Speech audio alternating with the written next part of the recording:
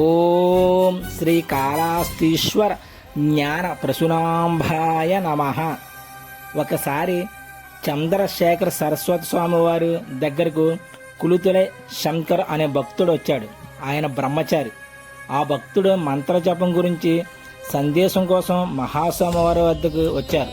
స్వామివారిని చూసి సాష్టాంగ నమస్కారం చేసి తనకి 30 సంవత్సరాలని 7 సంవత్సరాల క్రితం మంత్రం తీసుకున్నానని చెప్పి గత 7 సంవత్సరాలుగా జపం చేస్తున్నానని, కానీ ఆ మంత్రం సిద్ధి కలిగిందో లేదో అర్థం కావటం లేదు అని దిగులుగా అన్నాడు. అప్పుడు పరమాచార్య వారు, ఎవరైతే మంత్రం జపం చేస్తున్నారో వారికి స్వయం అనుభవం వల్లే తెలుస్తుంది.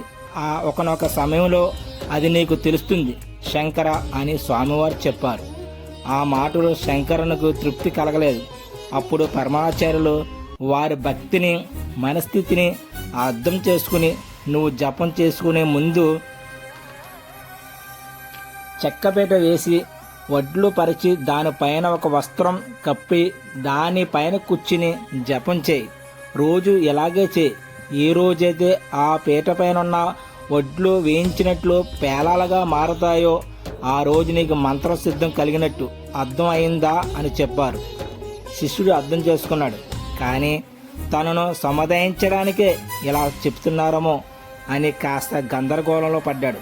అప్పుడు స్వామివారు ఒక చెక్కపీట తెప్పించి పైన వడ్ల పరిచి దానిపైన ఒక వస్త్రం కప్పి పద్మాసనంలో కూర్చుని కళ్ళు మూసుకున్నారు. కేవలం కొన్ని క్షణాల్లో తర్వాత వడ్లు టపాటపామని పేలుతూ పేలాలుగా మారడం వినిపించింది. కొద్దిగా పొగ కూడా కనిపించింది. స్వామివారు పైకి లేచి ధాన్యం పైన పరిచిన వస్త్రం తీయగానే పీట పైన తెల్లని మల్లెపువ్వు వలె ఉన్న పేలాలు కనబడ్డాయి. అక్కడున్న వారంతా ఆశ్చర్యపోయారు. అప్పుడు శంకరన్ మహాస్వామి వారు పాదాలపైన పడి, చాలు పెరయ్యవా, నాకు జ్ఞానోదయం అయింది. మంత్రం జపం శక్తిని దాని గొప్పతనాన్ని నాకు అర్థం అయ్యేలాగా చెప్పారు. నన్ను దీవించి పంపించండి అని అన్నాడు. అరాహోం.